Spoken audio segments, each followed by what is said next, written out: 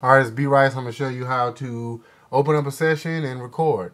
I mean, that's what most people want to do. They have Pro Tools in their own house. They just want to get straight to the point. So here we go. We got Pro Tools. Pro Tools is already open, so I don't have to wait for it to load. First things first, your beat. Get it on the desktop. However you got to do that. You got to copy it or whatever. Get it on the desktop. The reason why is so you can find it real easy whenever it comes time to load it, and you're not swimming through your computer trying to find it. So we go over here to Pro Tools. We'll click it. We have Pro Tools up here in the top left. We go to File, New Session. It'll say you click Create Blank Session, 24-bit, Wave, 48 kHz for your sample rate, and output settings, last used. With no explanation, that's exactly what you need. So let's move on. Let's go ahead and save our session to the desktop. Come up with a quick name. In fact, we'll come up with a name quick. So we open up a session. Now we got a big blank screen and a bunch of crazy looking buttons. Don't worry about them. Right now we're going to go to track. First things first. I'm sorry, file. We're going to go to file. First things first, we're going to bring in that beat you were looking for.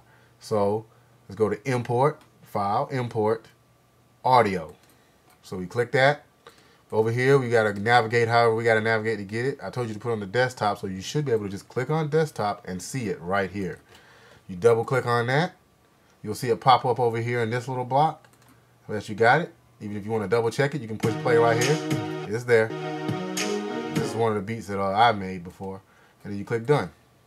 Bam, it's going to ask you where, just click open. It's going to save it in the correct spot anyways, unless you've changed it, which I hope you didn't.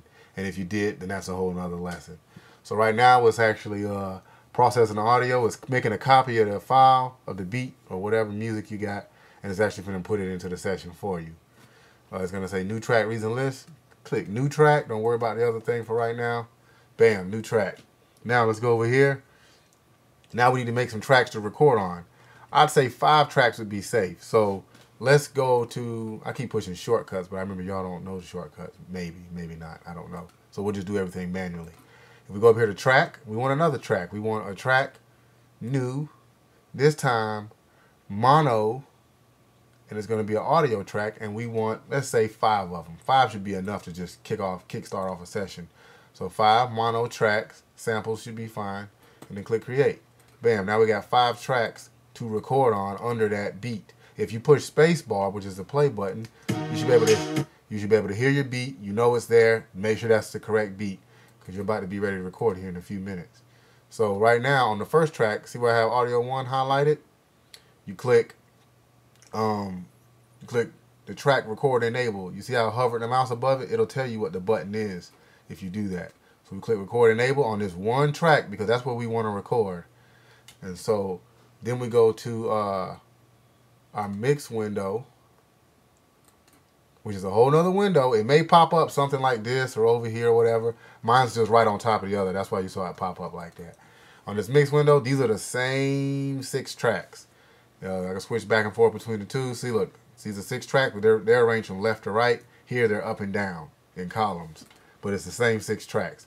The one that's red is the one that I had selected over here with the red. So let's go back over here. Right here, if you notice right here where it says, let's zoom in. Golly, this mouse sucks. So we zoom in right here. See where it says input output? This is going to determine what you're going to record. We want to record it on a microphone. Go look on your interface, whatever your interface is, whether it's a Digio, an M-Audio, whatever. They're usually, all the inputs will be named, usually input 1, input 2, mic 1, mic 2, whatever. You go to it, you see which one you got your microphone plugged into or whatever. Your microphone hopefully is plugged in by this point. But if it's not, go plug it in. And pay attention to where you're plugging it in at. If it says mic 1, then that's going to be the first input on your interface. So back over here to Pro Tools. Bam. We click right here. This top gray bar on this track is your input. This bottom one is your output. Out 1 and 2 is always going to be your regular speakers for the sake of this conversation. Your top one is where you're coming in at. It could vary from track to track. Let's go here. Let's go to interface. When the drop-down menu comes up, you see you got bus and interface. Go to interface because that's where your signal's coming in at, your microphone. Go over here to the first track. no matter what you see the name is, it doesn't matter. They change because people named them different things, but it doesn't matter. That's still the first input on your interface. So click that. Or if you plug the microphone into mic 2, then it would be your second one. Mic 3, mic 4, mic 5, and so forth and so on. Or input 1, input 2. Depends on the brand. It doesn't matter. Most people are going to put it in on mic 1 though. So we're going to click mic 1. And now, at this point, to really kind of check your mic, to make sure that you even get anything through, you should be able to tap it. You should be able to tap your mic. You should be able to tap your mic and get some kind of input on it.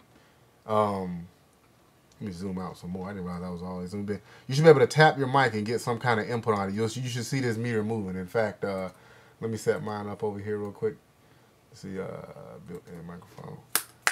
All right, you see that? This is how I know I have my track set correctly. See, I can see that moving? That's actually my voice right now. It's set up correctly. If I actually turn this off, I'm not going to hear anything. See how it went away?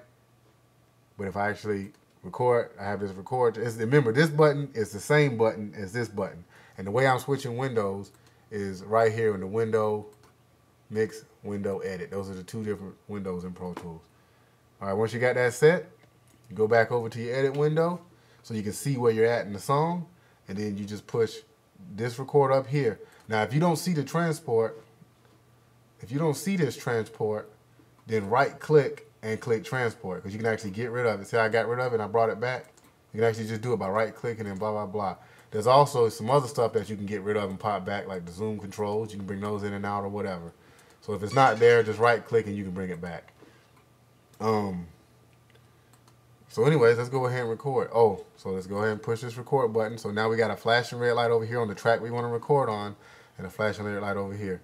And we just push play, and it'll record. And right now, it's actually recording me over the song. That's my voice coming in live. Stop the track. You can actually disable this track now because you got your voice down. We zoom in. If we actually zoom in, I can normalize that, which is a whole nother thing. Basically, turn it up. But as long as you see that audio right there, you know that you're getting some recordings in. Right now, it's actually recording over the song. That's my voice coming in live. Stop. You see that? That was my voice coming in. That was my voice coming in live. So now we have a voice, and then what you would do is you click on the hand tool up here. In your hand, you can move stuff. So you click on it, you drag it down one, and then with this up here in this gray area where you see me clicking at is where you can move to where you want to start at now. So let's say that was a part of my verse, right? And then I wanted to add another verse, and then I wanted to add some more to it. Well, I don't have to start all the way from the beginning every time. I can move like somewhere to the middle and jump in. So I record, enable my track again, audio 1. Come back over here, record, enable that. It's not going to do anything until I push play. So then I'll push play again. That's my voice coming in live. Stop. Now go. Blah, blah, blah, blah, blah, blah. I'm a rapper. Blah, blah, blah. So as you can see, I punched in, or what's called punching in, by, I'm just going to normalize that real quick, just to make it full audio. Make it full loud, basically. As you can see, I just punched in, and now I'm making a whole complete recording out of two separate recordings by just simply dragging it down to the adjacent track. You want to try to drag it straight down to where it doesn't shift, otherwise it's going to be out of rhythm. Because see, look, you can drag it down. Let's say it's here, right? You can drag it down and move it way over here, and now it's out of place, and it'll be out of sync on the song. Pro Tools will keep it in line for you as long as you don't move too much. See how it's moving straight up and down, even if I move a little bit to the left, a little bit to the right. But if I move way too much, it thinks that I'm trying to move it somewhere else, so it just does it. So drag it down, and there you have recordings. You keep doing that and that and that until you got full recordings. Let me know something.